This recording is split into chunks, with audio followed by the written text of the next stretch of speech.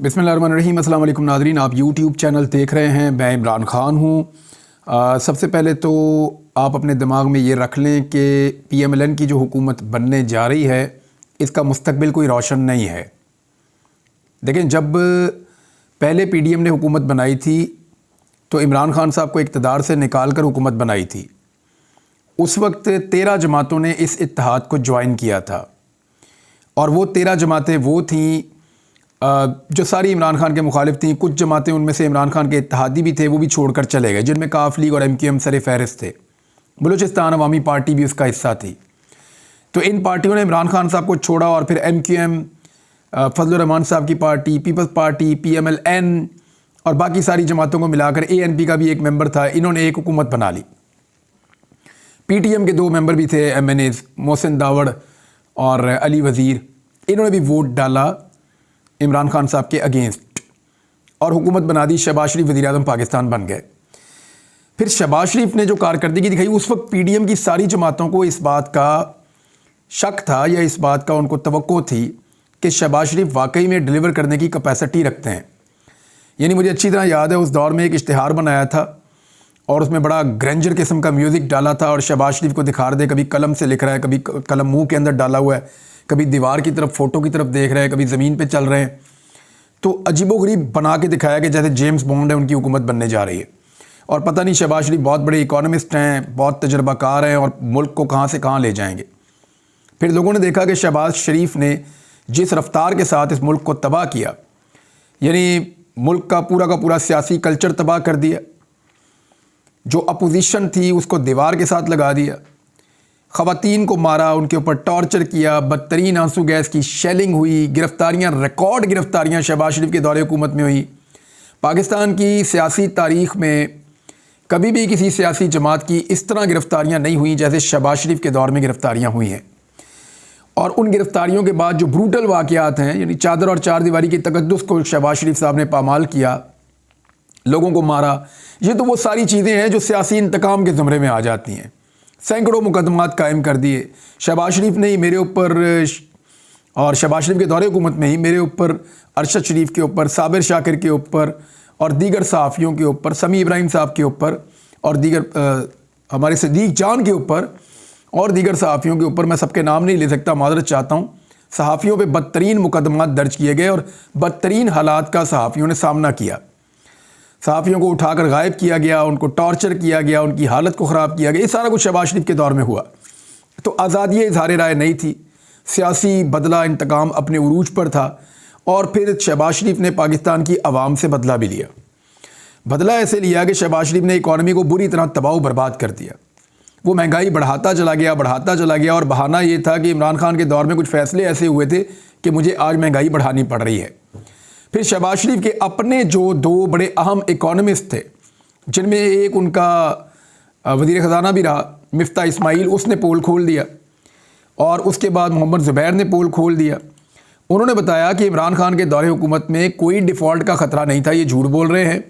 इमरान खान के दौरे हुकूमत में किसी किस्म की इकॉनमी बर्बाद नहीं हो रही थी, ये झूठ बोल रहे हैं। उस दौर में तमाम माशी इंडिकेटर्स ठीक चल रहे थे। मिसाल के तौर पर जितनी भी उस दौर की रिपोर्ट्स हैं, चाहे वो ब्लूमबर्ग की रिपोर्ट है, चाहे वो IMF की रिपोर्टें हैं, चाहे वो वर्ल्ड बैंक की रिपोर्ट्स हैं, चाहे वो आलमी मईशत के जो इदारे हैं जो इसको समझते हैं उनकी रिपोर्ट्स हैं, या इसके अलावा जो इंटरनल रिपोर्ट्स हैं जो गवर्नमेंट की थी पाकिस्तान की, वो तमाम ये बता रही हैं, आदादो शुमार ये बता रहे हैं कि इमरान खान के दौरे हुकूमत में इकॉनमी बेहतरी की जानिब गामज़न थी। फिर शहबाज शरीफ ने वो तबाही फेरी कि पूरी की पूरी इकॉनमी को लपेट कर रख दिया। ये वही पाकिस्तान था जहाँ पे फैसलाबाद में और कराची में लेबर नहीं मिल रही थी, इतना काम शुरू हो गया था। फिर ये वही पाकिस्तान था जहाँ पाकिस्तान को छोड़ के नौजवान बाहर जाने पर मजबूर हुए 1.5 साल के अंदर कि पाकिस्तान में उन्हें काम नहीं मिल रहा था। तो शहबाज स्पीड जो कहा जाता था, इतनी स्पीड से किसी ने आज तक तबाही नहीं फेरी जो शहबाज शरीफ ने फेरी है। PDM के अंदर जो शहबाज शरीफ साहब के इत्तेहादी थे वो उस वक्त तो मजबूरन मौजूद रहे, फंस गए थे सारे के सारे। और उनके मौजूद रहने की जो सबसे बड़ी वजह थी वो इमरान खान का खौफ था। फजलुर रहमान इमरान खान साहब से डरता था। उन्हें लगता था कि अगर इमरान खान को मौका मिलेगा तो वो परेशानी पैदा करेंगे, लिहाजा शहबाज शरीफ के साथ खड़े होना बेहतर है। इसी तरह जरदारी साहब ने भी यही किया, इमरान खान के खौफ से साथ खड़े रहे। बाकी सारी पॉलिटिकल पार्टीज 13 की 13 इसलिए साथ खड़ी रही कि सब पार्टियों को ये लगता था कि इमरान खान एक ज़्यादा बड़ी मुसीबत हमारे लिए बन जाएंगे अगर हमने अपने इत्तेहाद को ख़राब किया तो ये सारे अपनी अपनी वजारतें लेकर बैठे रहे। इनको आइडिया नहीं था कि इनके साथ आगे क्या होने जा रहा है। निगरान हुकूमत आई, वो लंबा अरसा चली, तो इन्हें आइडिया हुआ जब ये पब्लिक में गए ना हुकूमत ख़त्म होने के बाद, तो पता चला कि पब्लिक से तो हमारा नाता ही टूट गया है, लोग तो हमारी बात ही नहीं सुन रहे। तो फिर ये इलेक्शनों से भागना शुरू हुए। फजल रहमान बार बार कहते थे कभी जी सर्दी बहुत है, कभी जी गर्मी बहुत है, कभी जनाब बर्फ़बारी हो गई है, कभी कहते थे दहशतगर्दी हो गई है, कभी कहते थे मुझे निकलने नहीं दिया जा रहा। तो मैं तो नहीं इलेक्शन लड़ता, इलेक्शन को जो है डिले किया जाए, रोका जाए। PMLN भी इलेक्शन से भाग रही है, सारी सियासी जमातें इलेक्शन से भाग रही थी। तहरीक इंसाफ कह रही थी नहीं नहीं इलेक्शन की तरफ चलो, तो अल्टीमेटली इलेक्शन की तरफ आना पड़ा। अब जब इलेक्शन हुआ तो पब्लिक ने वही किया जिसका इनको ख़तरा था, पब्लिक ने वोट सारा का सारा इमरान खान साहब को डाल दिया। अब मैंडेट के ऊपर डकैती मारी गई है बहुत बड़ी।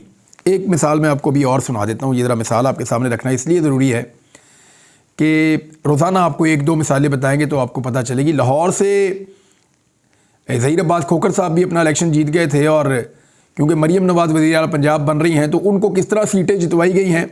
शबीर गुज्जर जिसने अपनी सीट जीती 27,000 की लीड से, बहुत बड़ी लीड से अपनी सीट जीती इन्होंने। जो फार्म 45 हैं वो सारे के सारे मैंने आज देखे हैं। फार्म 45 के मुताबिक जो इनको वोट पड़े हैं वो 54,108 हैं, और जो इनका मुखालिफ है उसको वोट लगभग 27,000 के करीब पड़े हैं, यानी उसके वोट आधे हैं इनके मुकाबले में, जो दूसरे नंबर पे आ रहा था, और उसको जिता दिया, इनको हरा दिया फॉर्म 47 के अंदर। ये धांधली की गई है शबीर गुज्जर के साथ। टोटल वोट जो कास्ट हुआ हल्के में वो 99,000 कुछ है, और उसमें से 54,000 एक बंदे ने ले लिया, यानी सारी जमातें मिलकर इतने वोट नहीं ले सकी जितने वोट अकेले पाकिस्तान तहरीक इंसाफ के उम्मीदवार ने लिए, बल्कि उससे भी कोई 5,000 वोट ज़्यादा लिए।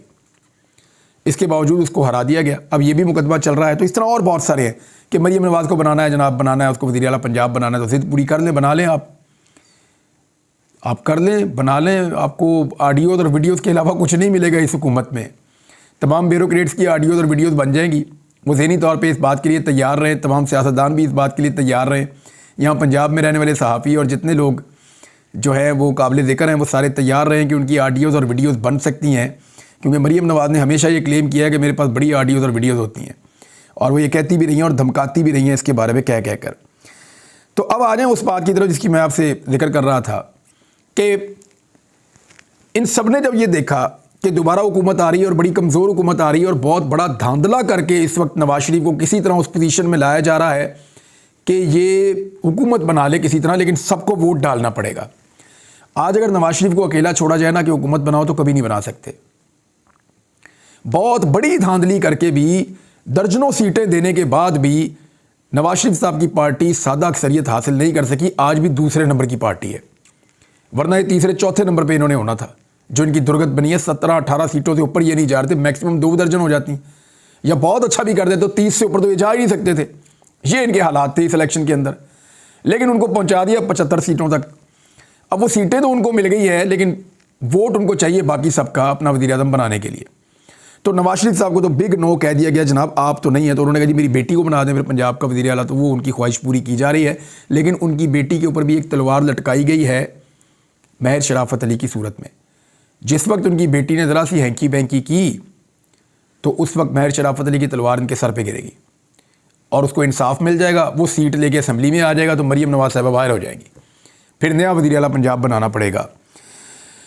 अब आ जाए इस बात के ऊपर कि शहबाज शरीफ का तजर्बा जब दोबारा करने का फ़ैसला किया गया इस निज़ाम की जानिब से, तो जिन लोगों ने पहले शहबाज शरीफ का साथ दिया था उन्होंने हाथ खड़े कर दिए। उन्होंने कहा भाईजान अगर इस साइंसदान को आपने बनाना है ना वज़ीर आज़म पाकिस्तान, तो हमारे हाथ खड़े हैं।